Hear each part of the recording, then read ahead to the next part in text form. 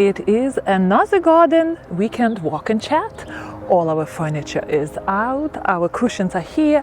It is a little bit cold outside, I must say, but nevertheless, sun is out, crispy and windy, but spring is here.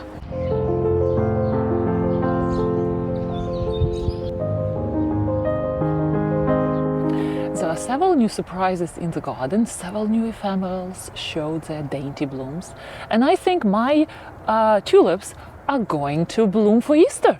I'm filming this video a little bit earlier, like 2 or 3 days earlier, so I think 2 or 3 days would be enough to open those blooms, and hopefully squirrels are not going to eat them. So we're going to go with you to the side of my garden, where at the side of my house we have somewhat narrowish passage from the back to the front, and I last year created there a woodland area and planted spring blooming plants there. Also, we will check the front of the house, what's going on there. It usually says in the book that we have to wait till we see the new green growth coming on Coropterus, and there are other plants in the garden like lavender. And we have to wait for these green shoots to appear and then only give our shrubs and sub-shrubs a trim. But nobody explains why, you know.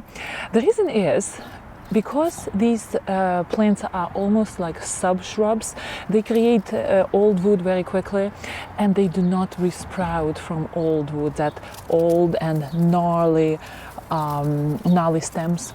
So that's why the reason is you have to wait to see what is resprouting and not to cut into seriously dead wood. With my Coropterus, I realized that it's not long-lived plant. It is in my garden for 2 years already, and usually they give Coropterus 5 and up years to live. So I'm going to trim it just above the division, the previous year's division, to make sure that it is nice and full.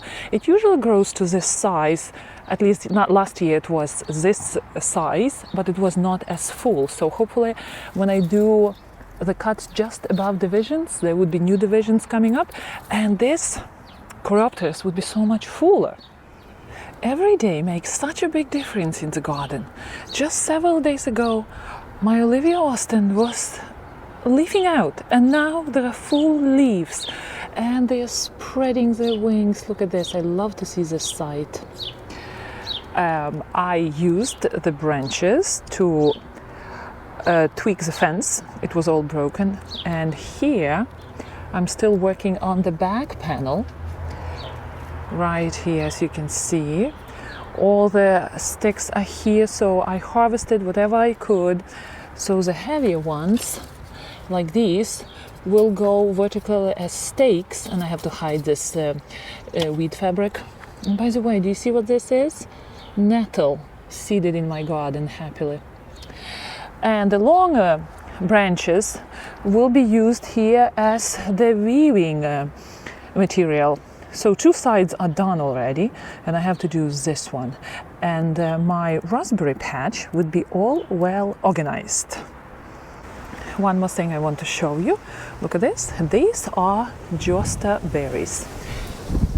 Ooh, the wind. Josta berries are starting to flower, and they have so many flowers, aka future berries, right? Every year I'm unsuccessful with this josta berry. Either birds take it all down, and I literally had 2 berries, so hopefully this year would be a different year, although I'm not sure what I can do differently. This is quite a big bush to protect. Maybe I would need to net it, put netting here. We will see. Under the butterfly bush, I planted 2 types of Siberian squirrel, and it is a total disaster here. Just look at this. All of them are investigated and being eaten by who knows whom, probably rabbits. And they're just nibbling, not liking them, throwing all this stuff around. So far I haven't seen a single white Siberian squirrel in the garden. I think the white one is more attractive to wildlife than the blue one.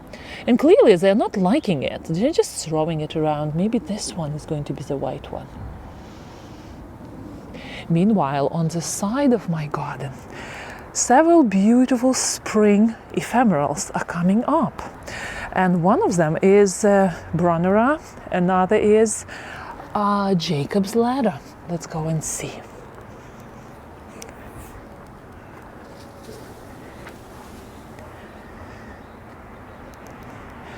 What I like about ivy as a ground cover, it is, somewhat difficult to control. It sends out runners all the time, but what it does, it hides the fallen foliage from last year so well and rises above it.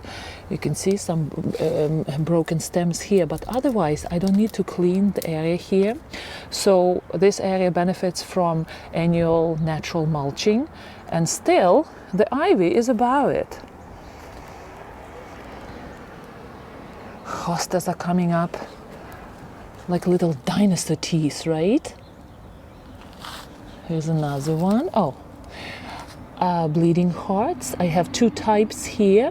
One is pink and another is white. Here's another hosta. So this area is being occupied by spring ephemerals. One of them is Virginia bluebells, the young plant in my garden, just from last year. Jacob's Ladder. Let me tell you, Jacob's Ladder has the most wonderful spring foliage, and the blooms are breathtaking. It needs to be tightened up a little bit here. Yeah, I have to pay attention to this beauty.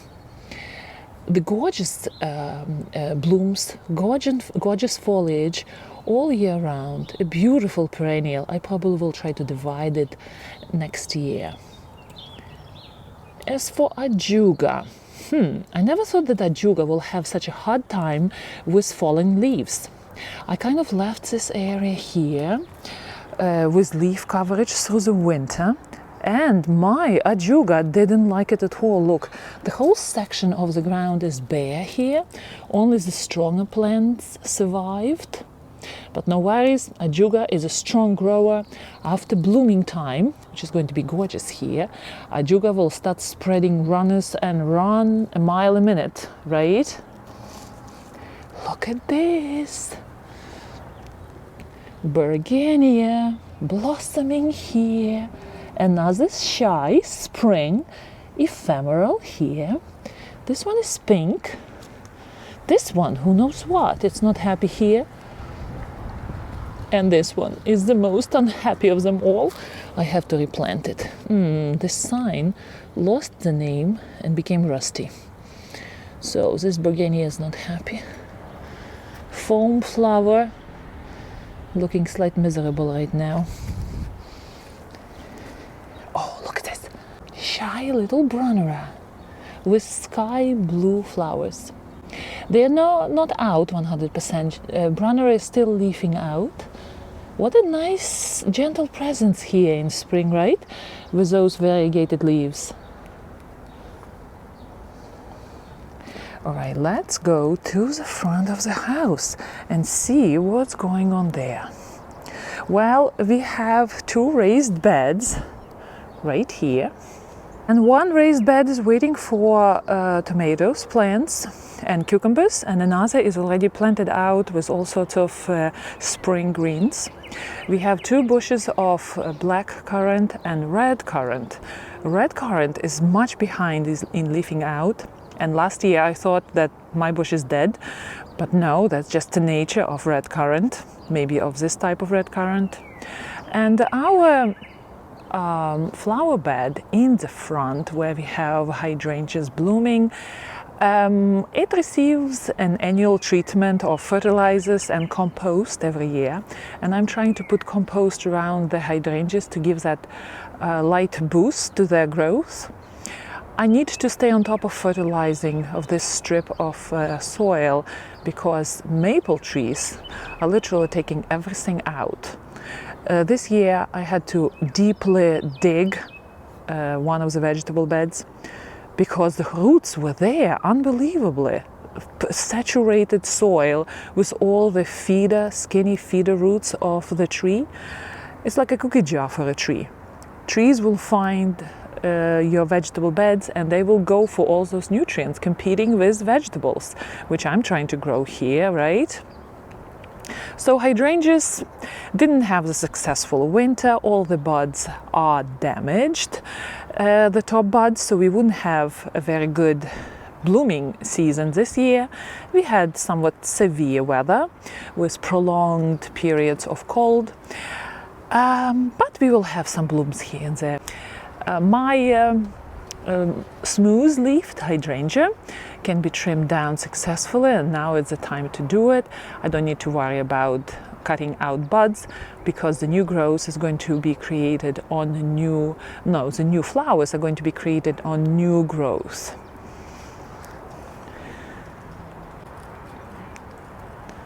House looks good. It needs a little bit of a paint job around the entrance door, but otherwise flowers around the window are still blooming.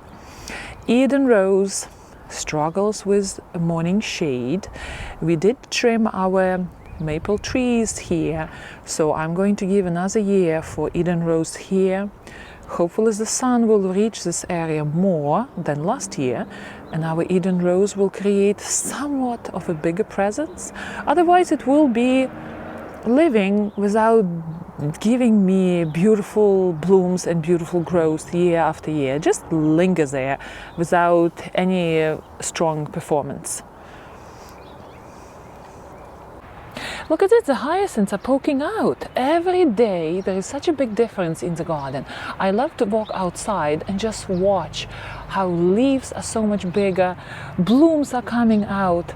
Exciting time for all the gardeners, right? The spring is. Spring is my favorite season of the year because changes are so quick and so beautiful in the garden. Well, my dear gardeners, Easter is coming, and me and my family want to wish everyone who celebrates Easter the most blessed Easter season. Happy gardening, and we will see you in our next video.